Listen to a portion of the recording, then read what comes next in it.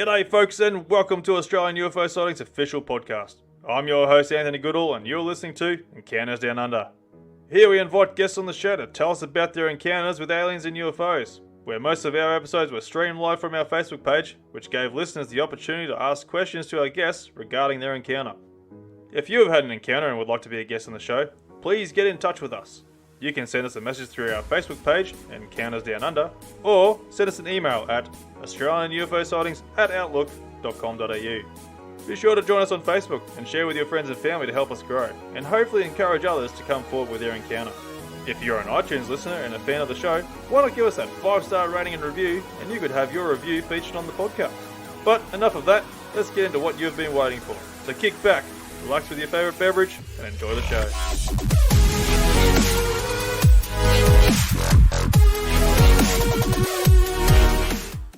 G'day folks and welcome to another episode of Encounters Down Under. Paul and Syann from the Zeta Connection join the show to give us an insight into their connection with the Greyland race, to who they refer to as the Zetas. They talk about their personal experiences and how they formed a community to help others gain a better understanding on their encounters. So please welcome to the show, Paul and Syann. Be sure to check out the video on our YouTube channel and don't forget to hit that subscribe button. Guys, welcome to the show. Thank you very much. Hello. So look, basically you've got a bit of a small little community, or I suppose it could be a large community, I'm not really 100% sure, but you know, you're talking to people worldwide in regards to their experiences there, and you know, it's quite an amazing thing that you're doing here, like, you know, because people are sort of, you know, don't know how to sort of approach this whole situation. So look, I'm going to let you guys go and sort of give a bit of a rundown of what you actually do, if you don't mind. Yeah. Okay, well, you know, it's probably the smallest community on the planet. You know, it's usually 2 people plus anybody that who needs some help. That's about it. But it's like everything, you know, when you first start off and something strange is going on around you and you don't know who, you don't have anyone to talk to about it. Well, years ago when all this was happening to me, and I'll get into that later, but you couldn't even talk about it anyway. You know, there was no one to talk to. There was no internet. There was no anyone. You would never hear of any of these sorts of things. So, you know, when Syann and I, when we, you know, we work across Reddit and a few other places, Discord, and we get a lot of people contacting us that are trying to work out what's going on, because this is actually not a simple thing to work out. It goes all the way through from you know, astral contact through to the phenomenon, which is associated with many extraterrestrials. There's also spirit people, so we're fully trained mediums as well. We work doing mediumship. Plus, you get a lot of people that are astraling into your space as well. And so when we start to look at the, you know, all of the different things, all the different parts to somebody's experience, it may not just be extraterrestrials. It can be a lot of other things that are taking place. So we spend a lot of time with people helping them sort through that stuff. But for me, it started when I was basically a child in a crib. I would have these beings walking around. I mean, I didn't know they were beings. I had no idea what they were, you know. And I don't think I even cared. But then when I was about 5, I realised that I could astral travel and just roll out of my body, walk around. I was taken on craft as well, and I thought that it was normal that people would go on craft. That is because it was happening all the time. You know, remember, because there was no internet, I don't know where I got the words from, but I was talking to my mother about these beings, these aliens, these this, these that, and she had no idea what I was talking about. And all I knew is that I'd wake up outside of my house at night in the front yard. I probably have just been dropped off from a craft or something. So, you know, like a lot of other people, it was all pretty strange when I was young. You know, scoop marks, those sorts of things. And then for a while I went really quiet, probably for about 15, 20 years. But then what took place was one day I was standing in a kitchen in Melbourne with a friend of mine, and we were up on the 3rd floor of a set of units we were looking out the window, and a craft came. It was a Tic Tac, and it just sat there, and the sides went the front of the craft went clear, and there were two Zeta Greys standing in there. They were about 10 metres away. So I said to my mate, "Hey, can you see that? Because you don't know." And he goes, "Yeah, I can see that." And we could see past it, and there was a main road in Melbourne, and there was cars going up and down, and we saw this vehicle coming up really fast, sort of swerving, and they came into where we were.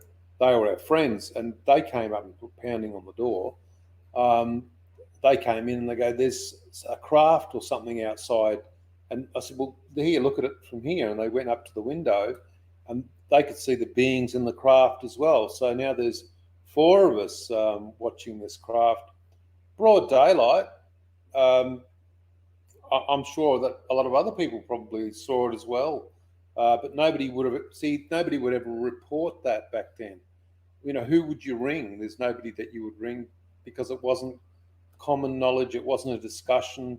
There no social media, no one to talk to. Those things. Then sort of it all went a bit quiet for about 10 years, and then one morning I woke up. I must have been going on to craft, but I didn't realise I was back then. But I walked out into the kitchen. It was dark. I was on my way to work. I used to shovel concrete, and it was pretty hard yakka. And walked out and went to turn the light switch on, and I heard this shuffling noise. And I looked, and I thought it was a demon, but it was little grey extraterrestrial. Jumped up on my left arm. I'm trying to get it off. I think I'm being attacked by a possum or something. And next thing I look over and I hear this other noise, and one comes at me from my right-hand side. So now I've got them on my arm, so I'm fighting them off. I'm going pretty well, but they're strong. And then just when I thought I had them, the third one jumped on me, straight at me, and I went down. The three of us, the four of us, went down like a ton of bricks, and I blacked out.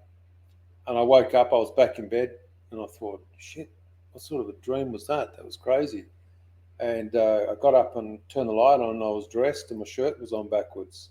So I realised that I'd got up and that I'd had contact.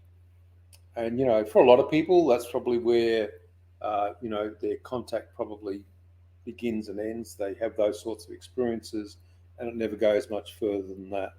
And for me, I sort of didn't want it to go any further. It was all too terrifying. Then I started seeing these spirits walking around, people that had passed over, and I realised that, this wasn't right. So I've had all those little, beings running around at some point. Now I've got these people that are dead walking around the house, and I sort of didn't want to talk to anybody about it. And I found out, though, these days it's a pretty common phenomenon when you've got extraterrestrial contact, that the phenomenon allows the spirit people to come as well. And so when I was about 40, I decided I was going to look into this. So I was really going to commit myself to looking into it. And I started to sit and meditate and do mental mediumship. And the beings started to come through. Now, where I'm sitting now was a place that I held a circle for mediums. And for the first 9 months that we sat, nothing happened. And then one day I sat, sitting means to go into trance states, and had everybody sort of sitting in the room. And next thing they said that they were seeing an extraterrestrial sitting in the chair over the top, like a transfiguration process, which isn't uncommon these days for mediums at all. And so they started talking through me, and I thought, well, yeah, okay, whatever. That doesn't make any sense that they're doing that. And so I thought, well, I'll call these beings out, and if they're all just full of crap, then it's just me making it up. That's what I thought. So I said to one of the people, when they come through, here's a list of questions. And so the person asked them some questions and said, listen, can you bring a craft? They said, yeah, okay, we will. And we thought, oh, okay, this will be interesting. When the person said, when would you like to win the craft? I said, well, we could bring it in 2 weeks' time. And so I organised a landing spot, and the craft, I had 20 people there waiting, and the craft landed, and the greys came out, and they walked around everybody. And that was when I realised that I had something else was going on. You know, I know people might go, it's a bit strange to think you've got something else going on, but you know, when you've got those beings talking through you, and then they come in a craft, you've got to ask yourself, well, what's really going on here? So I then started, you know, looking into this a lot further, and then I said to him, well, if you're going to annoy me, if you're going to be around me, then what is it that you can actually do? And they said, well, we'd like to try and heal some people. And so I started asking people if anyone wanted to be healed. And we've got a lot of testimonial evidence on our website, the zetaconnection.com. And the Zeta started giving people healings. And sort of for us, it was more about, you know, everyone's always talking about alien invasion and all these sorts of things. And we were just sitting in the background working quietly with the Zetas, and they were sort of healing people and doing lots of other stuff for people. And in the end, you know, like there's a million times that they've come, you know, and like sometimes we've got an audio recording of the craft coming down to the house, and anybody could have heard that craft when the craft came down. It was making not a lot of noise, but it was using some sort of a sonar noise to navigate down to the roof of the house. And we were told before the craft was coming that they were coming, and they told us to actually turn the recorder on, the audio recorder, and we did. Some people go, why didn't you run outside with a camera?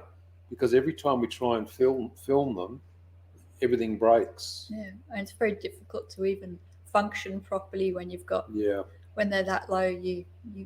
I mean, I was fully conscious, but I was struggling not to black out. Yeah. You know, like, this is what people don't realise is that when they're around, you're in an altered state. It's an altered reality. And, you know, the last thing that you'll be thinking about is grabbing your iPhone and turning it on. It's different if the craft's a long way away and, you know, you've got your phone on, you're going to take some pictures of this little light orb. But when the craft comes down, I don't know if you know, but Gary Nolan, he's been doing some research with the military, and any of the pilots that have gone close to craft, once they've done an MRI scan of the pilots, a lot of them have this physical changes to the structure of their brains.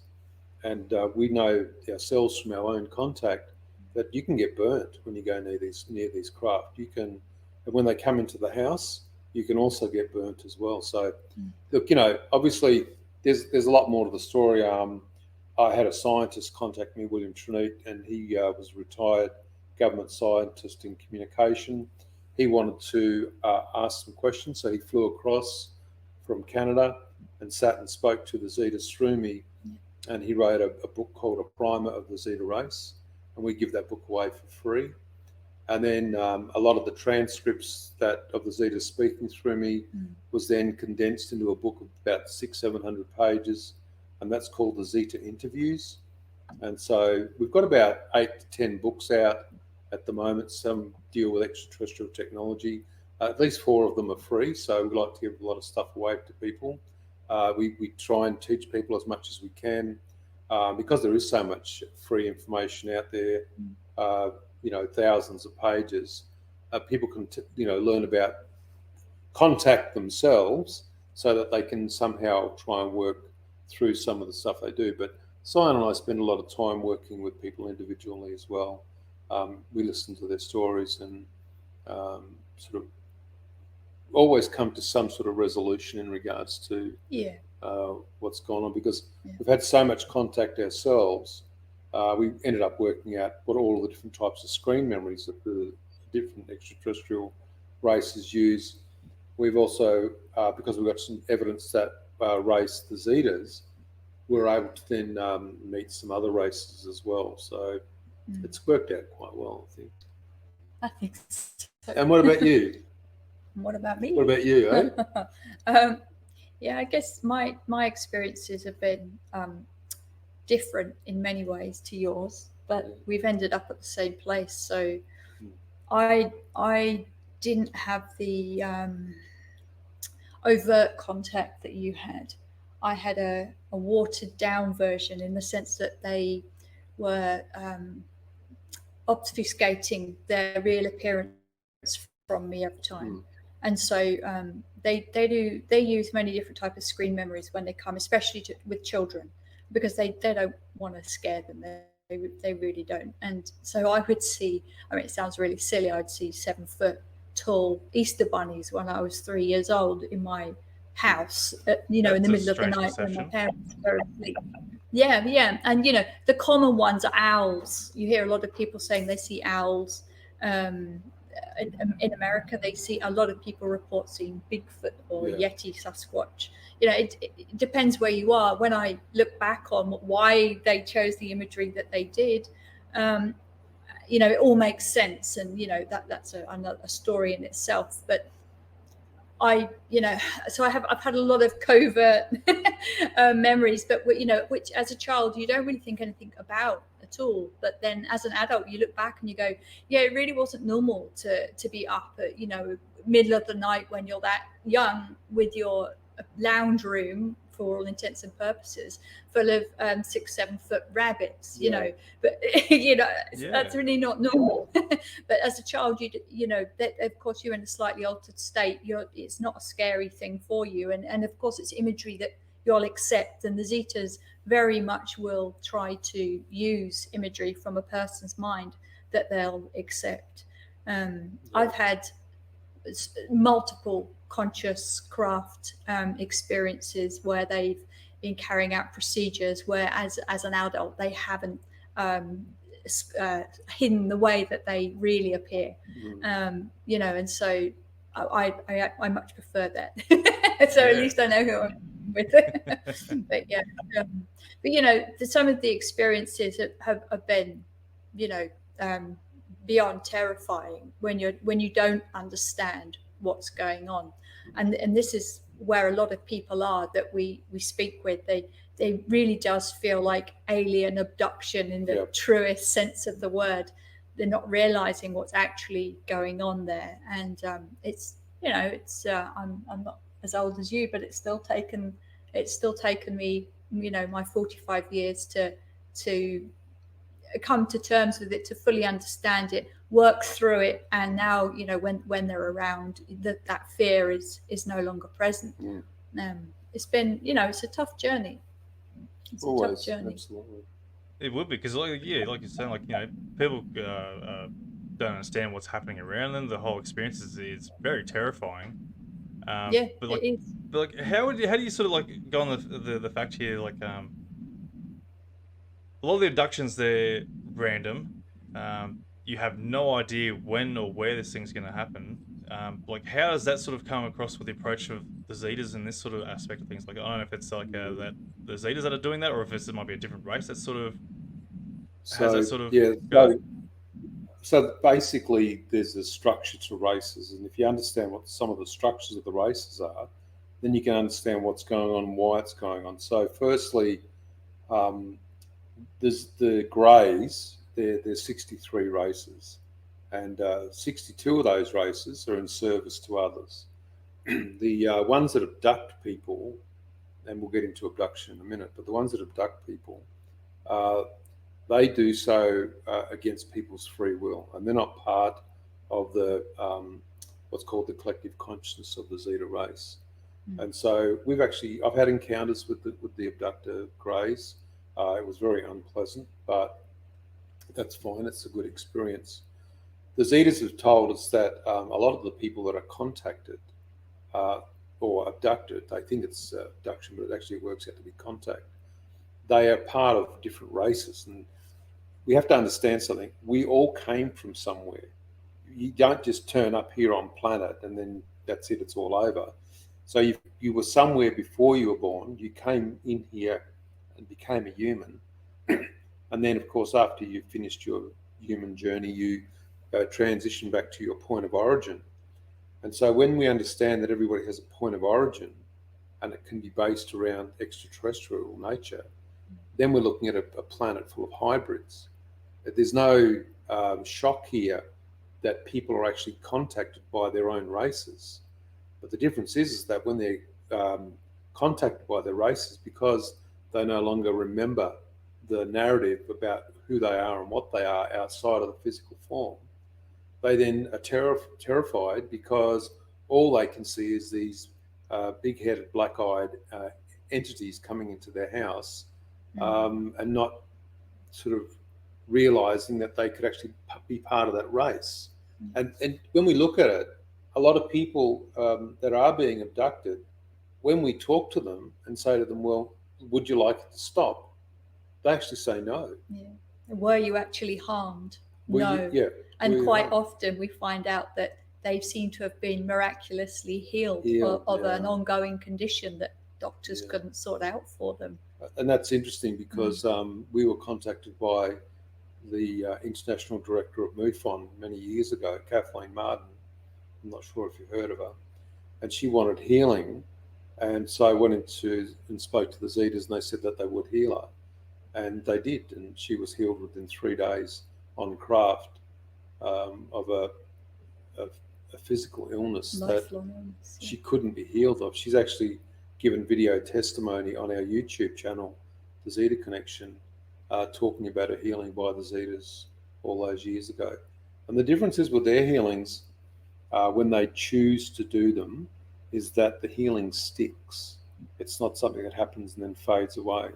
So we've noticed that for the people that have been healed by the Zetas, they're quite happy to give testimonies that they've been healed as well. That's amazing. That's incredible. Like, who would have thought, like, you know, people living their lives there have the opportunity that, well, given they're the right person, I suppose, in that regard, like, to go and be able to be offered healing. You know, that's quite incredible. It's like, so why wouldn't they sort of help the rest of the world in that sense, like with regards to healing? Look, that's a really good question. And the thing is, they basically only want to help their own. So if, let's say that 100% of the people on planet are extraterrestrial, you're an extraterrestrial, or your listeners are extraterrestrial, it could actually be that everybody's being visited, but because the screen memory technology is so good, just about nobody remembers that they're actually being contacted. It's just there's a 30% of the population or less that have the ability to remember that they're being contacted. The other 70% don't know. And so when people go, well, why do the Zetas heal those people? It's because generally that they only heal their own hybrids. We've got other races that we know of, Sirius A, Arcturian, the Anunnaki. These races have evidenced themselves in various ways. A little bit difficult with the interventional races, but that they heal their own as well. And we know people that are of those races that get healed. And I know that a lot of people, sort of look at some of these people on social media, and some of the stuff coming out of their mouth sounds really strange and all the rest of it. I mean, that's their story. I can't disagree with it. But it's more about, well, what evidence does the person have? And Syann and I spend a lot of time with people saying, look, as crazy as the whole thing sounds that's happening to you, you need to start to develop some level of evidence. You need to journal what's going on with you. You need to, if you believe you got taken or you have marks on you or whatever, you need to document that and you need to evidence that. And what happens is you start to build up a pattern of contact, because the problem with contact is it isn't just so clear that you can just say, yes, a person's being contacted. Unless, of course, they're pushed out of a craft or something and land on the front lawn. But you know what I'm saying? Like, so a lot of people, I say to them, you've got an inkling that something's going on. You need to start documenting it, journaling it, taking pictures if you've got bruises. And that way, over the years, and so I had to do this for myself. I had no one to talk to. I had to develop a level of a database that I could look back on and go, okay, look, there's something going on here. Why am I feeling this way? Why is my immune system playing up? What's happened last night? I went to bed feeling great, but I woke up this morning and now I'm unwell. Something's gone on. And, as we've got to understand how they work a lot better, we don't get the screen memories anymore. Mm. There's all different levels of screen memories. We've worked out so far. There's about, I think, it's 5 or 6 That we know about. that we know about. I'm sure there's plenty. And once you start to understand how Mm. all the screen memories interact with each other, you can start to look underneath them and see what's going on. So, Yeah, fair enough. So I just want to go back to your experiences there, Paul. I've got a few questions here from a few people here. So Caleb's asking when they first sort of come to you, like or just in general, I think. Do you think there is a presence? Do you think it's their presence or a technology used by them that causes that feeling? I think there must have been. I'm not sure exactly what I was referring to at the time, but obviously there's something that's occurring there. If it's, I'm not really sure. Hopefully, you're still listening there. is he talking about the feeling of fear? I'm not sure. 'Cause I sort of missed it while we were in the moment there when we were talking, so I couldn't really refer to what he was asking to. But I'll jump over to another one. Hopefully he's listening there. He can sort of give us a bit more in-depth question there. Yeah. So now M's asking there, like, when you had the people hearing the sound of the ship there, like, what was the sound like? None. That was the thing. So when all the people were there, I'll sort of give this more information about that. So I picked a rural property that was 25 acres in New South Wales. I asked about 15 or 20 people to turn up. I told them what was going to happen, and we all sat around a campfire or just around a big fire. So it was a pretty big circle of people. No alcohol, no drugs, no smoking, no this, no that, nothing, right? And everyone was just pretty chilled. I knew most people anyway. Everything was good. All of a sudden, because we're out in a rural area, all of the animals, all the dogs, all start to howl across all of the properties. Lots of howling, and I thought, oh, here we go, something's about to go down. Dogs always have. And I looked to the right, and I saw this like a cloud rolling in. And as it rolled in about a metre over our heads, and then once it had got past all of us, it descended down to the ground. And I'd said to a lot of people, listen, I don't know how you're going to cope with the craft when it comes. Of course, you've got to understand, people are going, if this guy's crazy, this craft isn't coming. This is going to be the greatest laugh Paul's ever had, Yeah. So next thing, we look and we see these lights underneath the craft, and they're rotating around. There's no noise, and the craft comes down and leaves a big indentation in the ground. And the ground was actually really thick sand, granular, and if you walked on it, it was crunchy, as you walked. And everyone was had their eyes closed except myself and another person across from me. It was about 8 meters away, and I looked and could see the Zetas, which were about 6.5 feet, walking towards us. We were all in a bit of an altered state. I think we needed to be, or else people would have been a bit terrified. And they walked. One of them walked behind me, and they've got 3 very long fingers. I'm not sure if you've seen the Nazca skeleton. Is that what it's called? The Nazca. big one. The big skeletons. They got the 3 long fingers. They put them on my shoulders, but they did it to other people as well. They walked right around everybody. It's about 10 of them, I think, that were walking around, and then they went back straight away. We were only there 30 seconds. Went back into the craft. The craft just disappeared. The steam rolled backwards, which was bizarre. And once it had gone, all the animals stopped howling.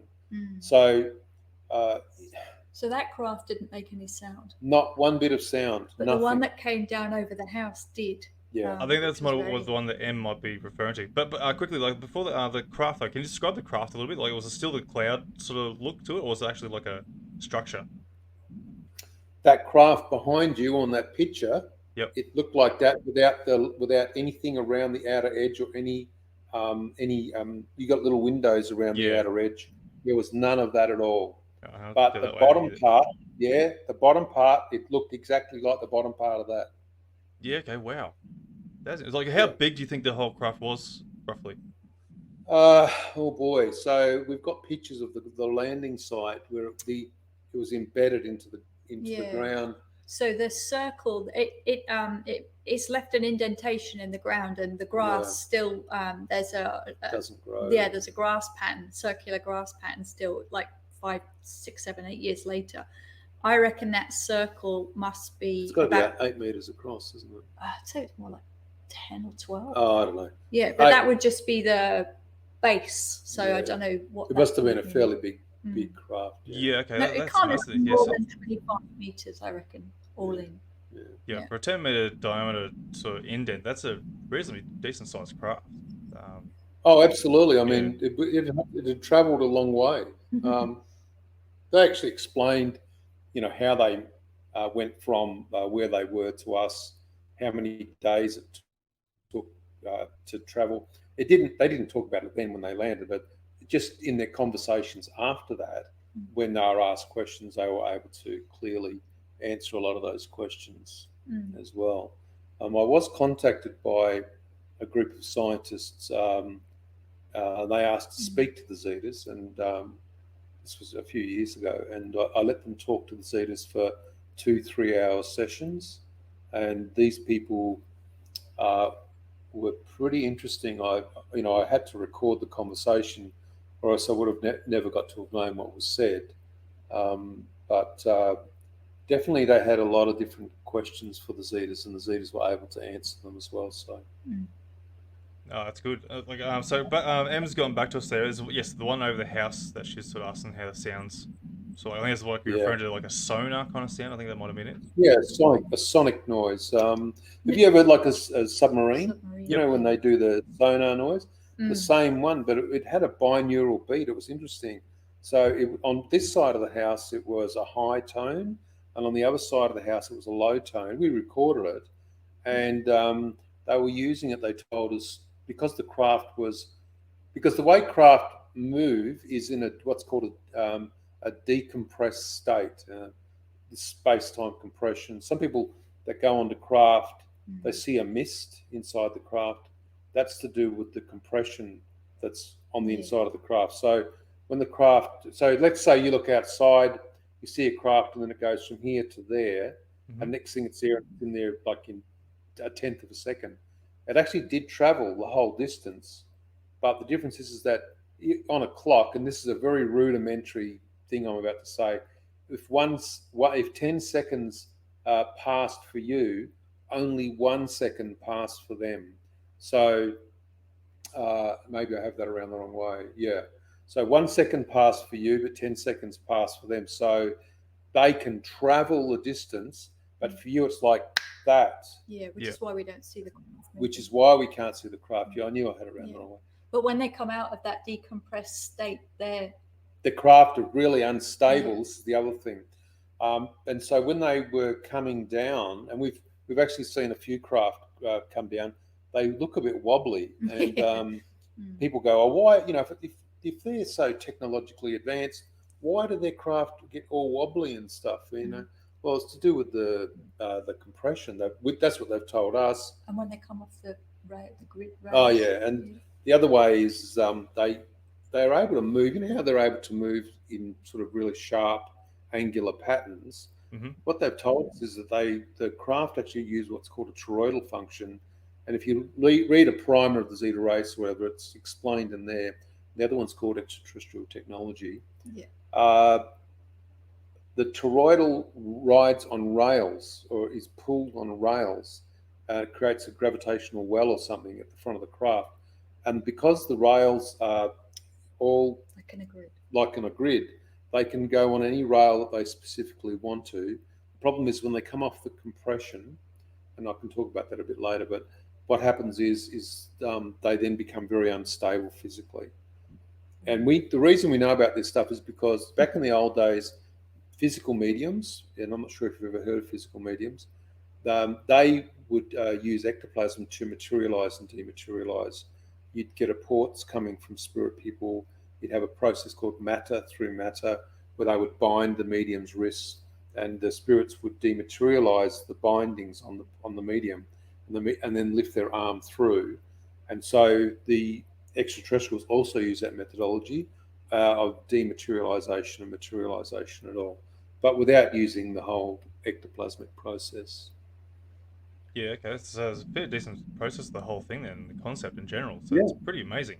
So Caleb's finally got back to me there. He was definitely he's referring to the feeling Cyan felt going through the blackout and disoriented present in their presence.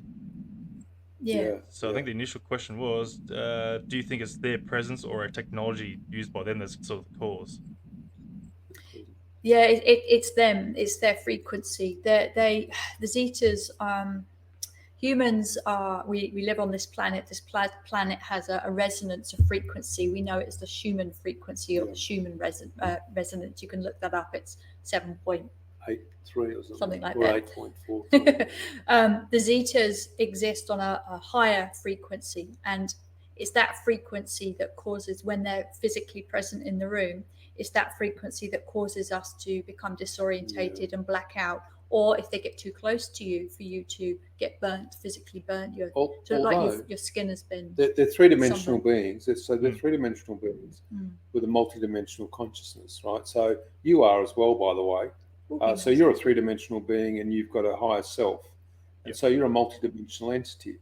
But the difference is that when you walk up to another human, because you're both within the human frequency, you don't black out. Whereas when another being that's of a different vibration, a different nature, comes into your physical space, your local construct, your mind, becomes anesthetized, and you start to lose your ability.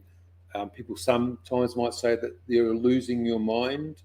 You actually are losing your mind. You're losing the ability to use your mind, and in doing so, a fear is generated. And once that fear is generated, they generally realize that you need to be anesthetized, and people generally black out. Yeah, so a bit of like a calming agent sort of way to do it, you know. That's what right. you call it? Like, I can't think of it now. Like, you know, you're stopping someone from freaking out and trying to retaliate in a sense. Yeah. You know, We call it being anesthetized. So it's understandable. So just in regards to the your experience there, we had the three little greys there sort of attacking you. Like, what makes you think like they didn't use that sort of method on you to try and knock you out first? why did they use that method on me? No, why didn't they? Yeah, why didn't they use that? So Sorry, are you asking me why they didn't anesthetize me? Yeah, instead of like jumping on you and trying to attack you, if it's I don't know if it's the same race or it might have been a different race. I don't know in that regard. I think that it was a matter of timing. I think that they were probably going to do that, but because it was dark, they didn't realize. You know, back then, you know, there was no such thing as office jobs. Everybody worked outside. You got up early and you got dressed and you went out in the dark and you went to work. That was all it was. And so I got dressed in the dark. I didn't turn any lights on. They didn't know I was awake. I knew where my clothes were. I just got dressed and walked out, went to turn the light switch on, and I think they panicked. And then, you know, I never even got to turn the lights on. I just saw them coming at me through the darkness, and it was on. That would have been terrifying. Yeah, it was, mate. It was terrifying. Don't you worry about that. But as I say to everybody, I have a bit of a laugh. I thought I had them when I had the two of them. I thought I had them. I was feeling pretty confident, right up until the third one jumped me, and then I went down screaming. Yeah, because like you don't hear many stories of like, you know, people actually sort of, I don't know if you want to call it an attack, but you know, it's sort of like a forced abduction in that sort of sense. I know I've heard of people like they've woken up halfway through an abduction, like where they're sort of going through the ceiling or was being taken through. Like that's scary in itself.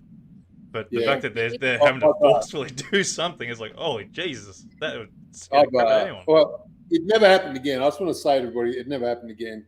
So I woke up and one of them was standing in the room, and this became quite common. And I said to him, "Okay, no more mucking around. Don't try and take me out. Don't knock me out. I'm not going to sleep. I'm not doing anything." And then two more turned up, and they were over the top of me. And I said, "You're not going to knock me out." And I said, "Don't ever knock me out again." And they sort of agreed that they wouldn't.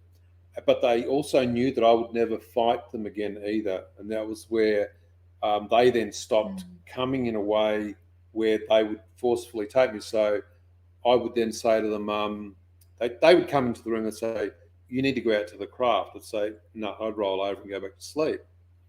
and I'd wake up and I've got one under each arm walking me out to the craft. I'd stop and I said, listen, I just said I don't want to go out to the craft. They go, yeah, okay, whatever, and they'd take me out anyway. But they knew that I wasn't worried. In the end, though, it got to the point where I looked forward to going out onto the craft. Like you start to think, well, they're going to show me stuff. I'm going to get to see all the symbols. I'm going to get to see inside of the craft. I'm going to get to go up and travel around and see all this stuff. And, your life's so crazy at that point, you may as well enjoy the ride, as far as I'm concerned. Yeah, might as well. So it's just good that you're actually you're exposed to them at a young age, and you sort of got to go and get a better understanding of what these beings are. Because like if you were like obviously today, like myself, like someone of an adult age and experiencing this, like you'd be thinking that you're going crazy. Like you start thinking you need to go to a psych ward or something like that. It'd be absolutely scary. And that's Firstly, where people start questioning it. if you'd have mentioned this to anybody in the past, that's exactly where you would have gone. That was the first thing. So you didn't, because you knew you couldn't talk about it to anybody, you just kept it to yourself. Then I started to see over the years, where the internet was developed, and you started seeing on bulletin boards, people would generally mention it or something, and everyone would just tell them to get a tinfoil hat. And then the last couple of years, or the last 5 years, more likely, it's become quite common that anybody can just talk about it. But now we've got an issue where we don't know whether it's an astral contact. So an astral is everything around you is astral, right? So every thought that you've ever had, every thought I've ever had, it all exists around us. So when you go to sleep at night, you just shift out of your body and you sit just about 3 or 4 inches above your body in consciousness, and you vibrate at a different level than your physical body. When you do that, you're actually sitting in the astral. Now, some people can lucid dream in the astral, and other people get sleep paralysis in the astral. So their head's in the astral, but I think they're in the physical. And then, of course, the things that exist in the astral are abductions. People have had abductions. And so somebody may actually end up living the abduction that I had, believing that it was real, but they're actually in bed, lucid dreaming, reliving the whole process of being, attacked by extraterrestrials in the house, but it never actually happens to them. The difference is they'll never be able to work out that it didn't happen to them. Yeah. That's how strong these astral thought forms are when people are asleep. Yeah, that's incredible. That's a totally different aspect to look at that. Never really thought much on that at all. In that concept, that's quite amazing. So how do you? So what would you recommend for people to change their mindset to be able to? I don't know if you want to call them contacting them, or sort of trying to be able to go into a lucid dreaming, or even anything in that regard, to where they can sort of get a better understanding of themselves. Well, we get in that regard. Yeah, I mean the first sorts of questions we ask people when they're having these experiences they don't understand it. It's literally sometimes tying themselves and their kids to the bed to stop themselves from being abducted, is to just stop and ask themselves, are they actually being harmed? Have they received any healing? What's actually happening after these events? Yeah, we know it's absolutely beyond terrifying, and anyone who's experienced it will know what I'm saying when I say that. There are no words, but what's the actual end result? Have you actually been hurt in the process, or has actually something positive occurred afterwards?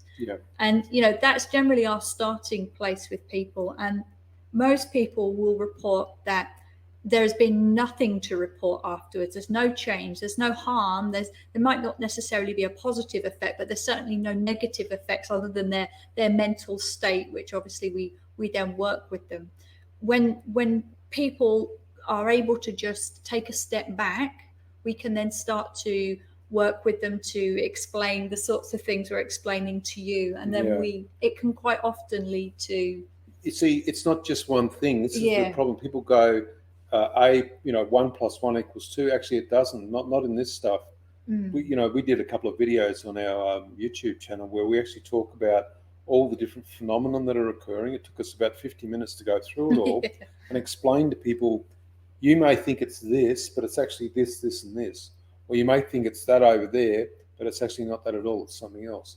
And the first thing that a person needs to do is to understand what it is they're actually experiencing, and then they can work towards clarifying that whatever's going on around that contact, because it may not be contact, it could just be the phenomenon, and the phenomenon is known by a lot of people, but they don't understand the phenomenon is like a holographic representation of your own consciousness, and it can reflect things back to you: orbs, lights, craft, anything you want to see.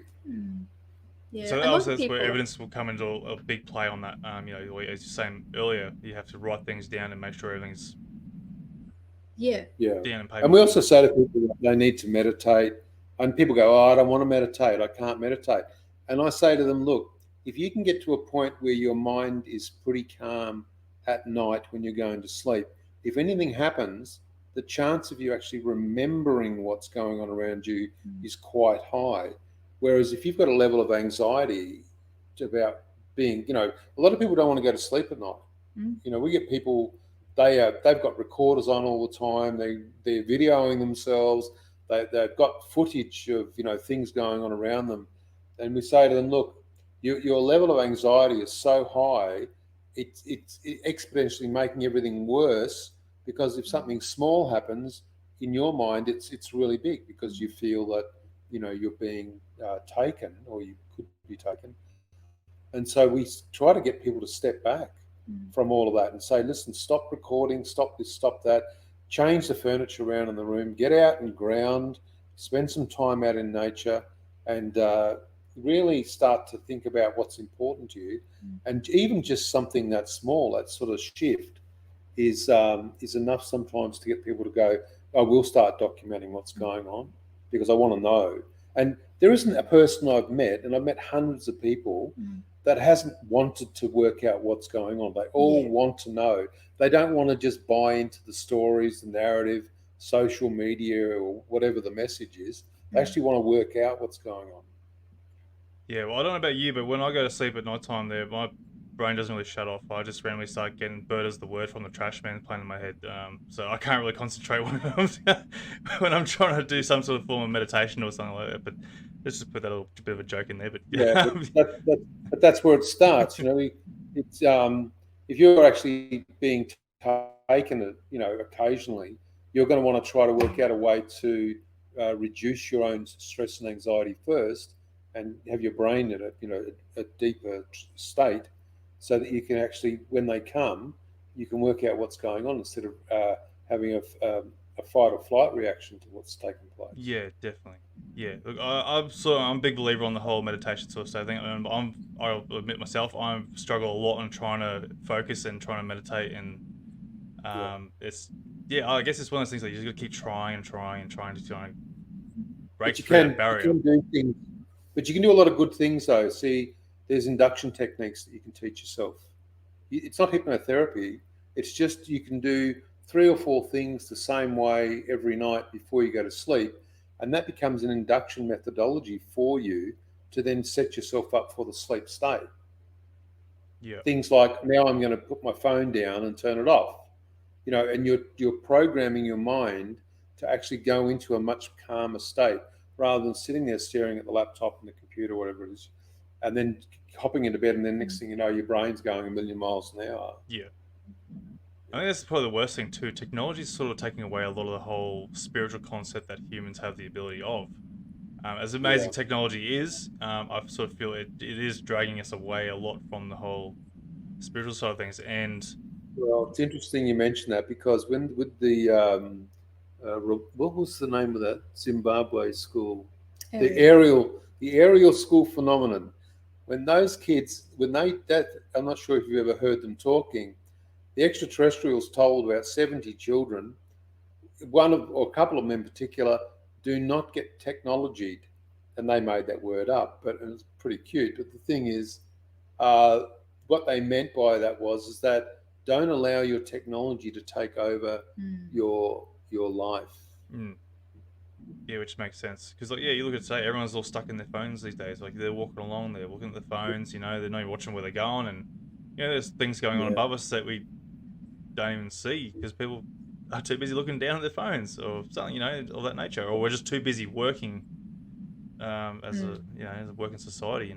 It's sort of a shame because like it's as much as we like want to try and bring out the reality that these things exist and these things are around.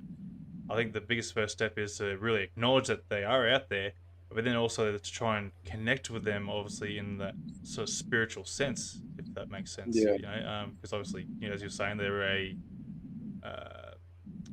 I think as you mentioned before, though, they're a Yeah. three-dimensional being, but they're also a multi-dimensional spiritual sort of aspects. The older abductees like myself, there was no phones. There was nothing, right? So, you know, the- as a kid, your parents kicked you outside, said go and play. You'd be outside all day. You come home when the street lights came on, sort of thing. You had time to think. You had time to grow. Now you've got people walking around, very young people with technology all over them, and it's only going to get worse. It's not going to get better. And what that's doing is it's disassociating them from the natural surroundings, the energy of nature, and all the things that cause people to be grounded. Yeah. And like I was gonna say something. Now I was just totally lost me there because I started reading the comments. Because Kayla's mentioned there from the communication. So here's a question for you. From their communication, have they asked about religion? So I guess he's asking there, like, what sort of god do they sort of worship, or if they do even believe in religion, or No. So it depends which race you're talking about. The Zetas, they don't they don't have any religion because religion is a man-made construct. I mean, look, either two things that exist. It's so simple. Either a being exists or a consciousness exists in a multidimensional state, and it creates consciousness, such as yourself, or every single person that's listening to this podcast or on this planet, every person who's part of the human species is an accident. So it's either one or the other. It's not. And for the Zetas, it's more about going, well, we know that consciousness exists right across all of the universes. And so many races abide by that thinking. They don't worship uh, the, um, the the construct of consciousness. They understand it, whereas humans created a construct around it, and that's because of the Anunnaki. So a lot of people go, whoa, whoa, whoa, don't talk about the Anunnaki. But the thing is that there's a lot of information from the past, from ancient Sumerian stuff, isn't it? And the cuneiform on the tablets and all the rest of it, that talks about what's taken place in the past. Now, I don't believe there's any information about the Anunnaki on any of those tablets. Well, that's what the Sumerian called Oh, them. that's what the Sumerian called archaeologist. She's an archaeologist. So, this is a good thing. That's their work. That's their work. So, the Anunnaki have probably got a different attitude towards deities and those sorts of things. But from their perspective, they say that they are the creators of the human species. Yeah. And so they would have wanted to create a construct whereby the human species would be fairly controlled by extraterrestrial races. It doesn't make them bad. I mean, most species have some sort of hierarchical governmental structure, for good or bad. So that's just that race. But there are other races, like the Zetas don't have a hierarchical structure at all, a governmental structure. They use specific races as a function, and to discuss that's going to take another half an hour, so I won't go into that. But that's fine. Generally, the thing is with these races is once you start to get in contact with them and it's clear, and you're no longer seeing yourself as an abductee or whatever, they start to tell you more about their information, and they'll try and give you succinct information so that any person that's actually having real contact will be able to talk about the societal structures, the political structures if they exist, what are the protocols that exist when meeting a race. And once you understand these sorts of protocols, and then you're able to actually interact with these beings on a much better level. Yeah. So, like, obviously, they've also been around human civilization for a long time there. So do you think they would have had connection in regards to ancient civilizations as well? Like, because obviously we mentioned like the ancient civilizations would have worshipped these as gods and such. Do you think Zetas would be in that sort of agenda as well to be calling them gods? But yeah, I mean, obviously the Anunnaki are quite prevalent in that kind of realm. The Zeta, well, certainly there are images of the Greys in their generic form found throughout the world. Over here in the rock art, in the cave paintings in America, South America, Peru, and places like that. The Mayans, the Aztecs, they had depictions of grey-like entities in their rock carvings. Yeah, it's interesting. I mean, if you look into the Nazca mummies, whether you believe or not, those are real extraterrestrial mummified bodies. But we do know that the Greys were around during human history. Whether or not they allowed themselves to be worshipped as gods, I don't know. It's not a question we've actually asked them. They would not want to be worshipped as a god, and I know they would probably go to every effort to make sure that didn't happen. But that wouldn't stop. I think I would suggest that this species that is currently on planet now, human species, is about the 6th or 7th species that's existed across the history of the planet. Yeah. And I would suggest that these extraterrestrial races were here well before humans were even designed. Oh, absolutely. Yeah. Well, we know certainly one race was. Yeah. Yeah. So I'm going to ask a pretty hard question in that regard then. So they've been around for a long time, and obviously they would have played a big part in our development as a human civilization in general. So what point do they sort of like go, look, we're not going to be interfering them, just sort of letting them go instead of introducing us to this technology that they have and sort of like building us up? Because like they reckon we've been around for 10,000 years or something as human intelligent beings, I suppose. Like, that's a long time to be going and sit around throwing sticks and rocks and whatever at each other. Like, why would they wait so long in that time period and then just to go, look, righto, we're going to start throwing a bit of influence in there or something? I don't know. Like, I know it's a hard question, but what are your thoughts on that? It's not really a hard question. Well, we know they've been trying to help society grow for a very long time. Yeah. There's been a concerted effort within the last 3 generations. It wasn't difficult while we were in the industrial era, the pre-industrial era, all these things. And then all of a sudden technology popped up. Next thing we got all these chips and computer boards and integrated circuitry and all this stuff. It just seemed to not magically appear, but it did appear. A lot of it's got to do with Tesla. That's the first thing. He's got 500 of his patents that were never actually allowed. The public were never allowed to see them. We've got to understand that there's timelines, and these timelines are not linear.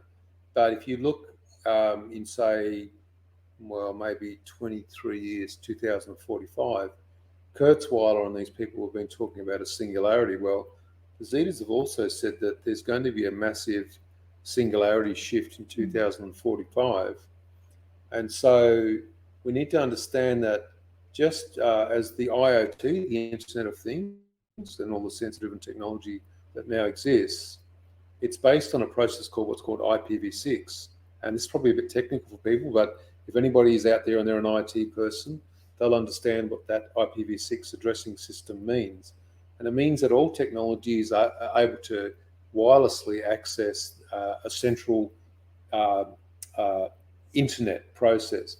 That means that all technology is now linked together. And at some point, technology is going to, especially in conjunction with AI, be able to run the planet successfully, and humans are going to have a lot less to do. Now, the extraterrestrials are watching this take place. They're also seeing that there's the capacity for humans to develop technology and travel off planet. We know that Elon Musk is already talking about that anyway. And so from their perspective, they're going, hang on, these guys down here, they're about to, in the next 25, 30 years, take off and start coming towards our planet, we need to make sure that we, try to build some community spirit in with these people, that they don't bring their technology with them and cause us all these issues. So people sort of don't really think much about that, but think about where you've come from, since 1985, 1995 to now. It hasn't been much of a leap in years, and we've got all this technology, hypersonic technology, sensor-driven technology, all these sorts of things. So the extraterrestrials have a vested interest in making sure that when humans travel and start to move out of the solar system, they don't bring all their rubbish with them.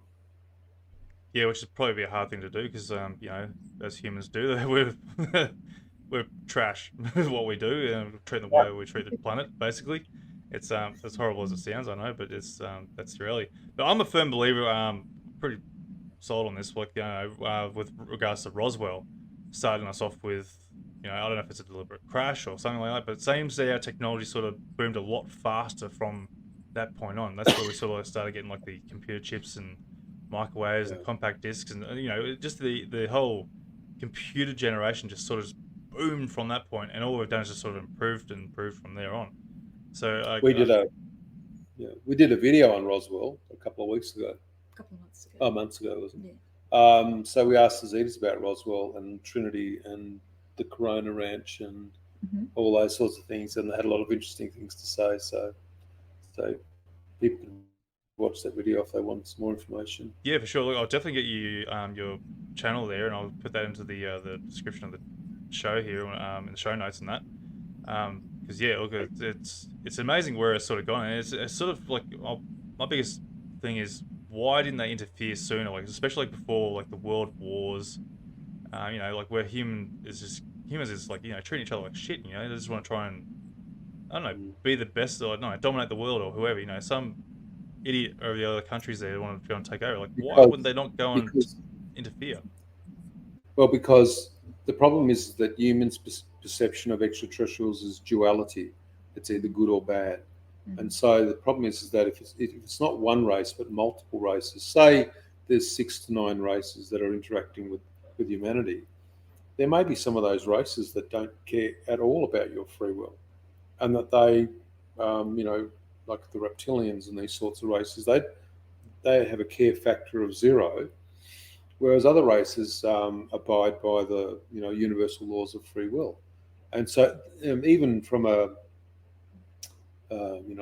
discussion perspective, you've got races that can't even agree with how they can interact with humanity. So that's why there's a problem. If it was just one race, at least you'd be able to deal with it. But when you think about all the different races, things like what's happening in Skinwalker, what's happening here, what's happening there, why is those beings doing this, And I know that a lot of it sounds completely crazy to some people, but you talk to enough people, you start to develop a picture of what's going on, and it sort of starts to make some sense after a while that it's not just one race, it's multiple races.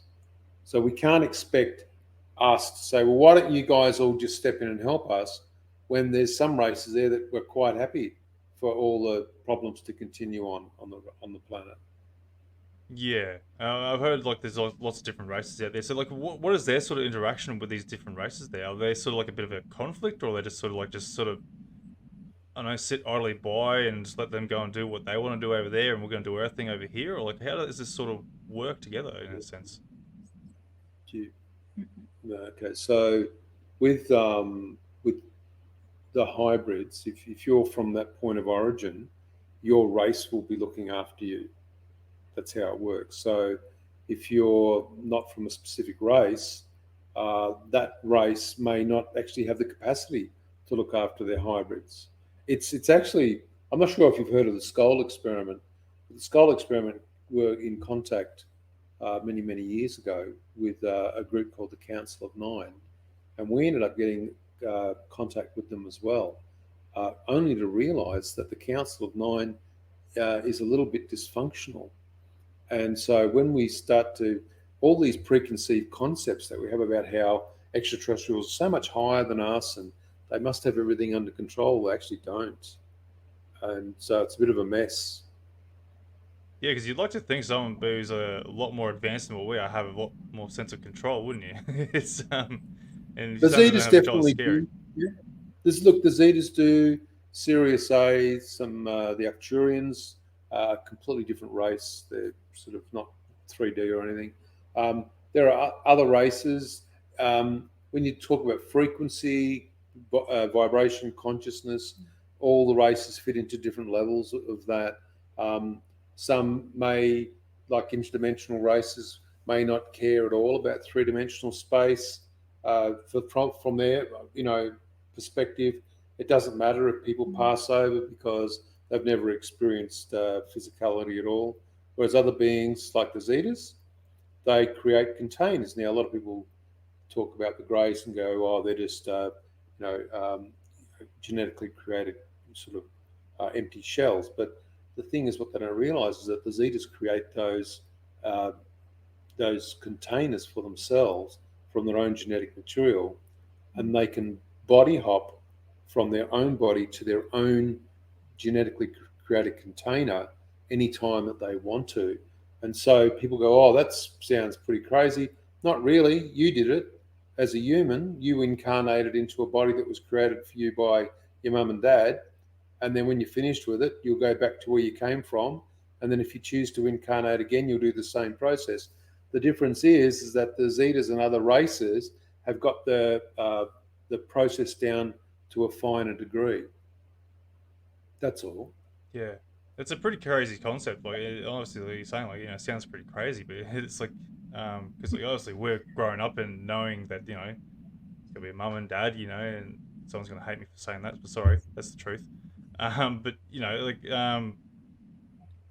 our natural biology starting from a child, like, where's that sort of come into play there? Like, why they want to go in as a child to and then grow up and then just to go and die again? Like, what's the purpose of that? Well, that's because there's the underlying law of the universality is free will. So the races that abide by that, the only way that they can come in and create change is to come in through the process of being human.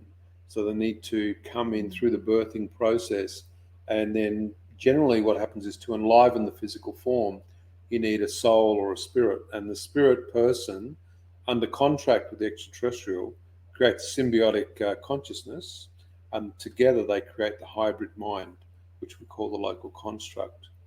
And so they have to come through the process to abide by the underlying principle of free will for Yeah. humans.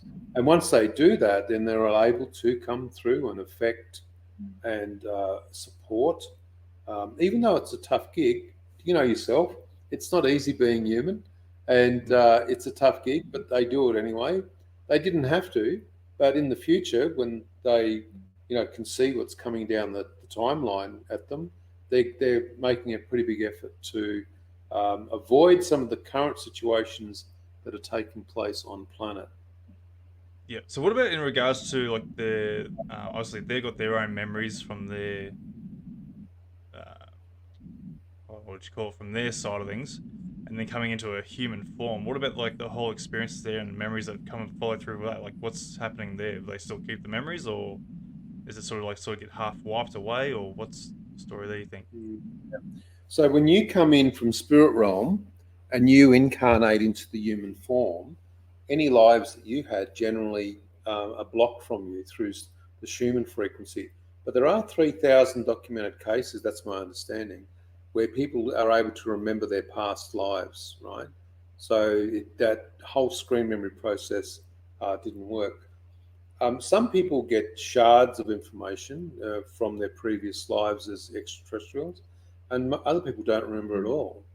But it depends on you as a person as to what you will grow into as an individual, and what you'll then understand then about yourself.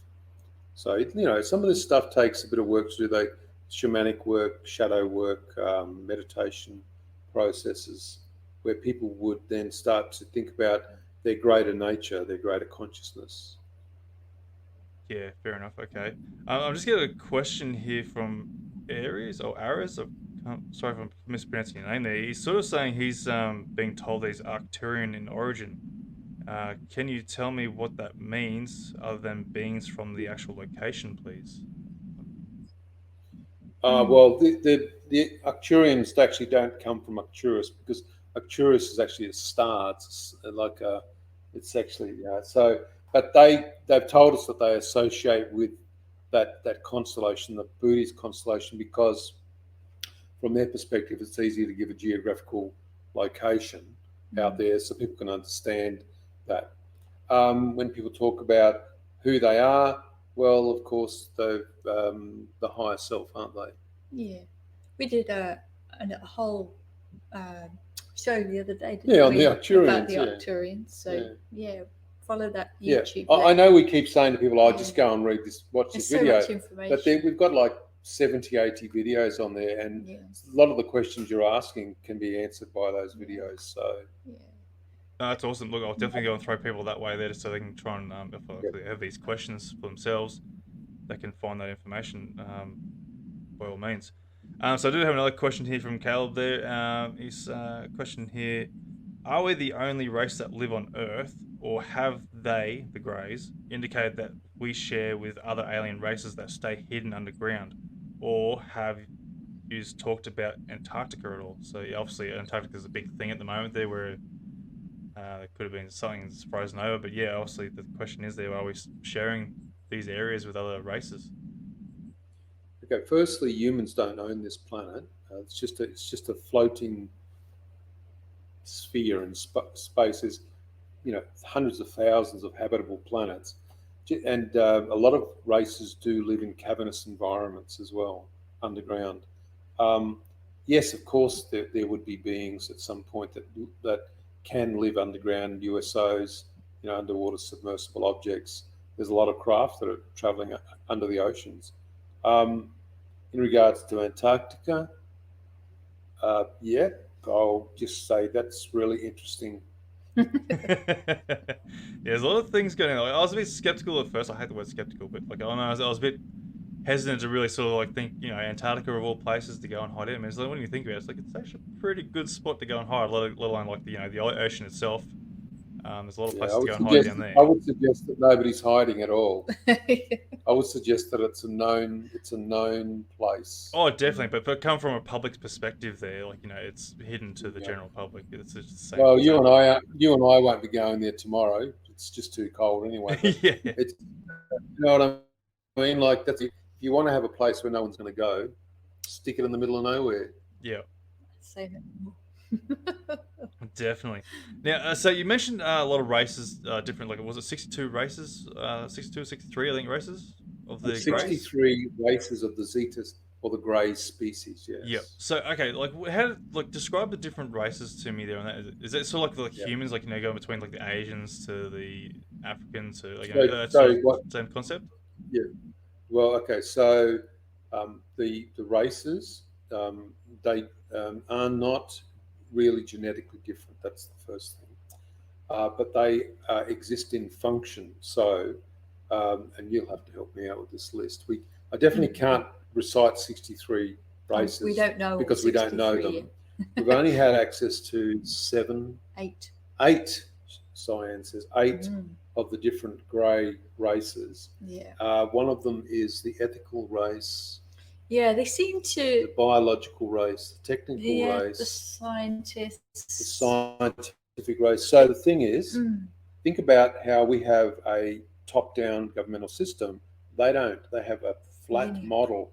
It's linear, and so you only bring in the race for a specific function that needs to be performed. So the races compartmentalize what takes place on planet or planets for them, depending on what function they're performing. Yeah, okay, so I'm sort of getting a bit of like a hive mind sort of mentality on that. Like, basically, the worker ants, you got the soldier ants and sort of stuff like that. Yeah, that sort of general concept. Like, that sounds pretty cool, actually. It's probably a clever way to do it, because like then you're obviously picking the well, there's a reason why. So I'm not sure if you know, but a few years ago, technology was developed that you could monitor resources on planet Earth, and like water usage, and how many bananas will be grown on a certain crop, these sorts of things. Well, the Zetas developed this technology thousands and thousands of years ago, and in doing so, they've been able to make sure that each being on the planet is allocated the resources, renewable resources, for each of the entities on that planet. That means that they're able to maintain a status quo with the physical planets that they exist on, using technology. And now we're starting as humans to develop the same technology, so that we can also start to look at the resource usage in regards to what people actually use on a daily basis.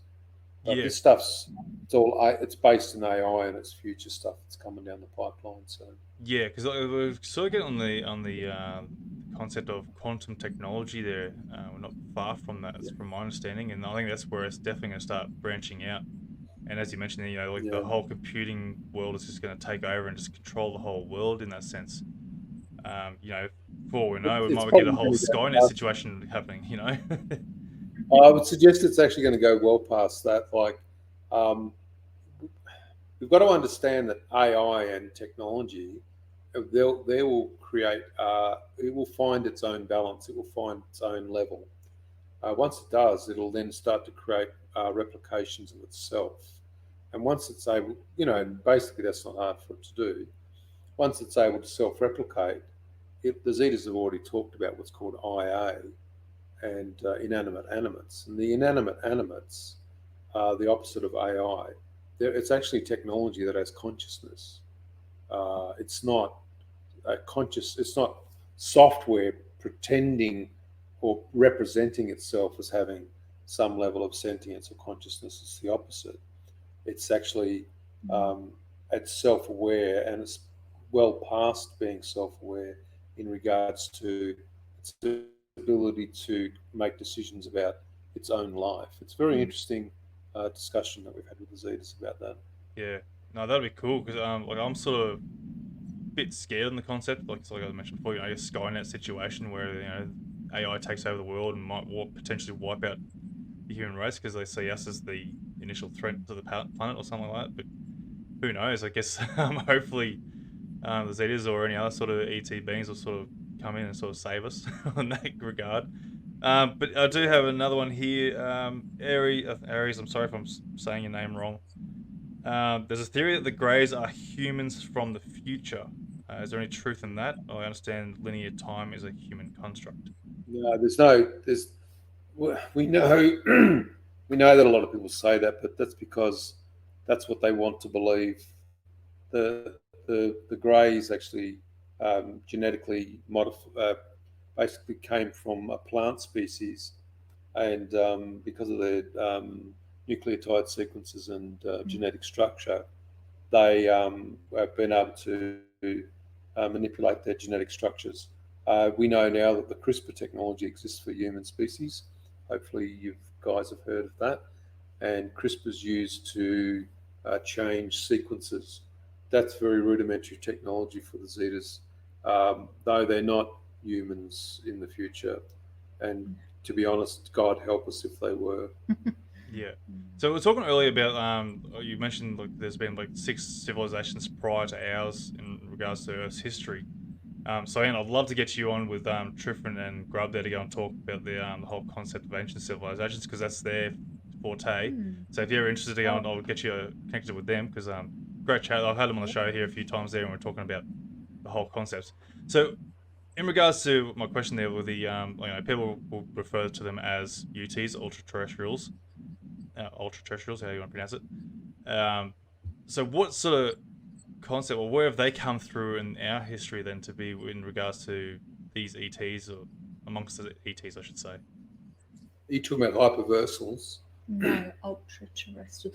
I don't think we really know what ultra terrestrial. Can you means. explain what that word, what your concept is? So well, it seems to be like everyone seems to be referring to them like the prior civilizations to us. So they're calling them ultra terrestrials.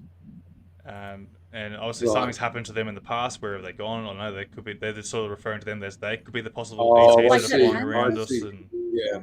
Yeah. so where are they? Where are they in regards to the surrounding ETs in today?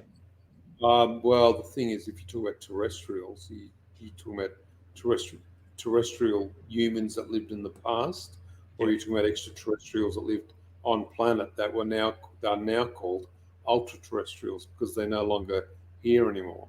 If that's what is that what you're talking about? Yes. Yeah. So, referring similar Yeah. to something like Yeah. yeah. Yeah. So yes, and a lot of that's got to do with Atlantis, and I don't buy into Atlantis and all the rest of it, but we did have a situation where we were talking to a being once, and they said, "Look, there'll never be a point where people are put together as they were in Atlantis because once they started to use different species for technological development, genetic development, the extraterrestrials realized that there were some races that couldn't be trusted, and so the reason for that we have individuated contact and what people are calling abduction is because the extraterrestrials will not put all of the civilizations in one place and then empower those civilizations with the technological information from those races. Whereas you'll find there's people coming forward that have specific information about specific races, but it's not isolated to them. They'll be given information across a wide range of people because the races no longer wish to, having learnt from the past and the mistakes that were made in the past, have all the information in the hands of a few. Yeah. Yeah, that's sort of been one of my biggest questions. Like, these races or, humans in the past there who might have outlived any cataclysms and such like you'd think they'd learn from previous mistakes and sort of go, righto, this is how we're supposed to live now. That's my sort of understanding on a proper ultra Yeah. terrestrial. At least a ancient civilization who's survived today. That's my understanding. Like there should be at least interacting with our today's civilization, going, you're doing things wrong now, and fix it. Don't do this. So that's where I sort of feel like interactions should have been made at least prior to World War One or World War Two before they started nuking each other. That's my sort of concept and my sort of personal opinion on Yeah. that. It doesn't take much intelligence to know that people shouldn't be starving, and That's that right. there shouldn't be anybody homeless. There's enough resources for everybody.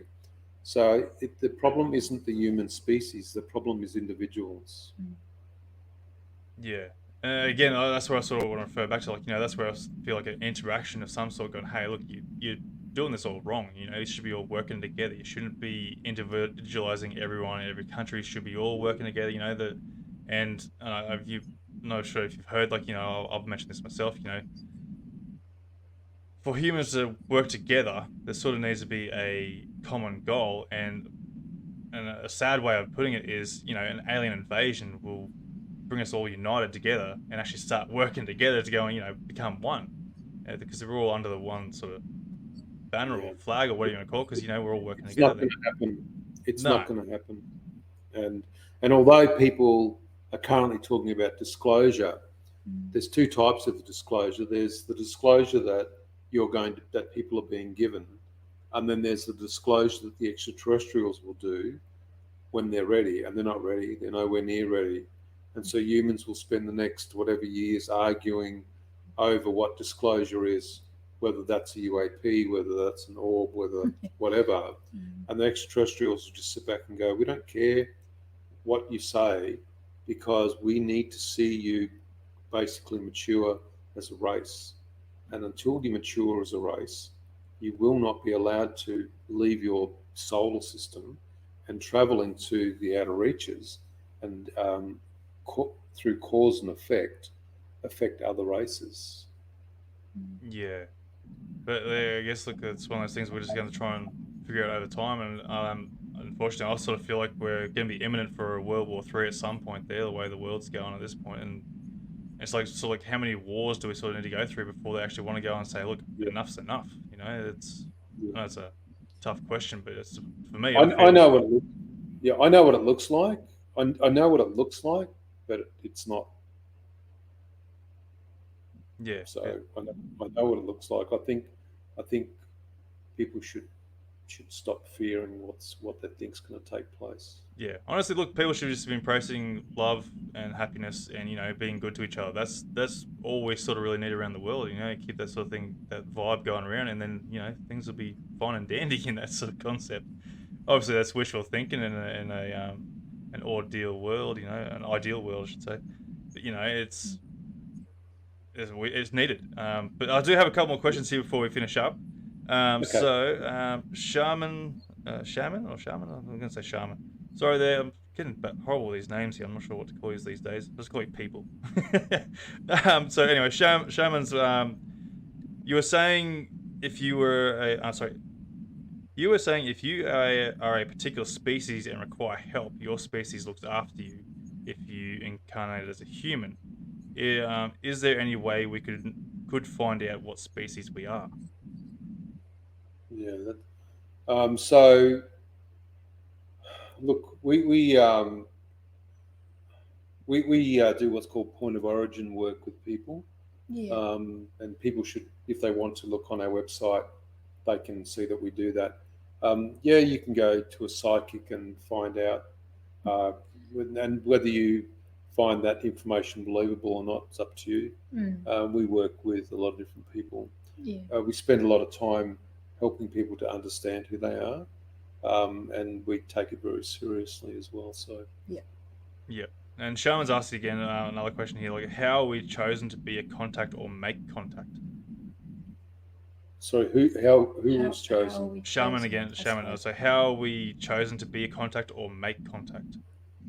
So how are people chosen for contact? Is that what the question is? Basically, yeah. Yeah.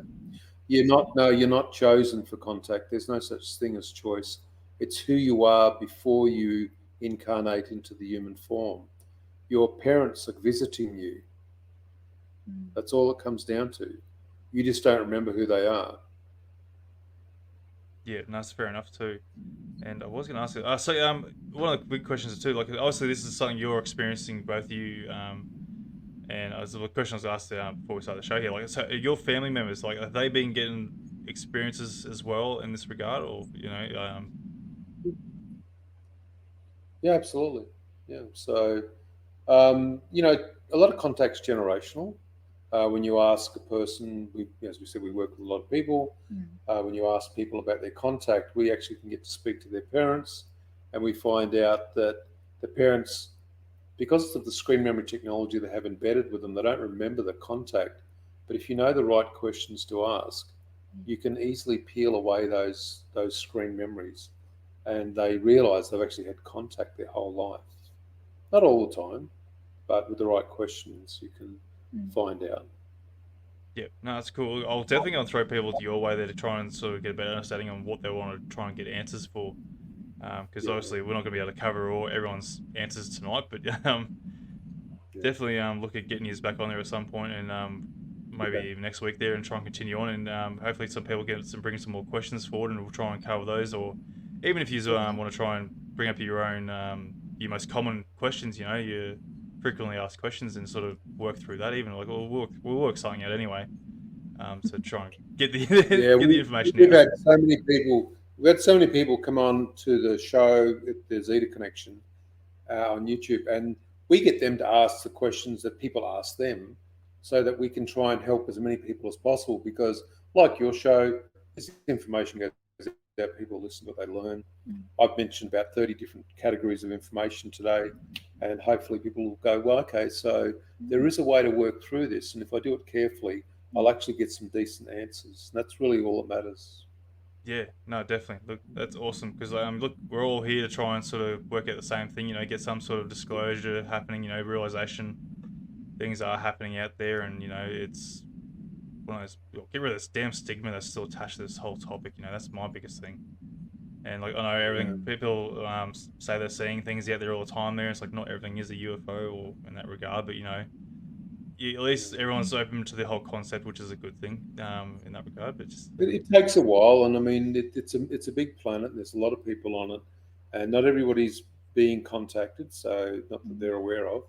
And because of that, for them, it's not really in the upper level of their mind, And when they hear people talking about it, it's too fantastical for them. But for people that are actually having contact, that's clear contact.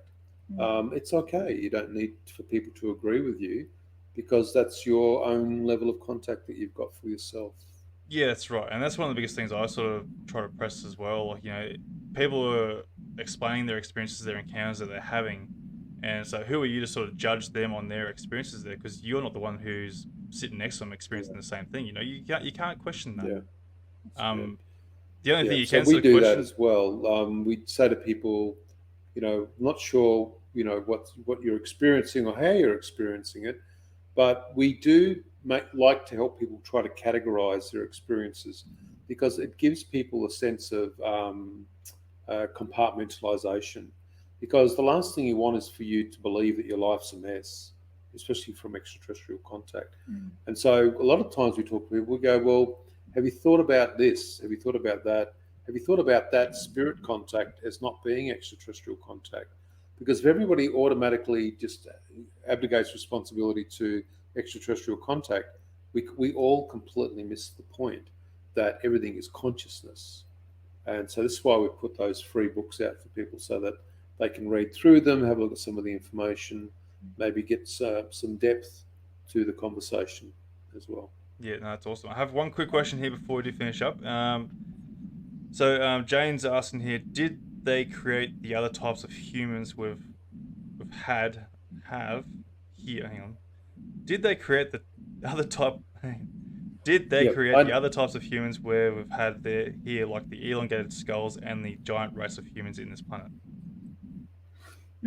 I don't know too much about these supposed giant race skeletons that have been found, but what we definitely do know from what we've been told is that being an archaeologist, there's lots of different there was supposedly lots of different stages of human evolution, a homo this, a homo that, homo erectus, habilis, and all of the different early hominid forms.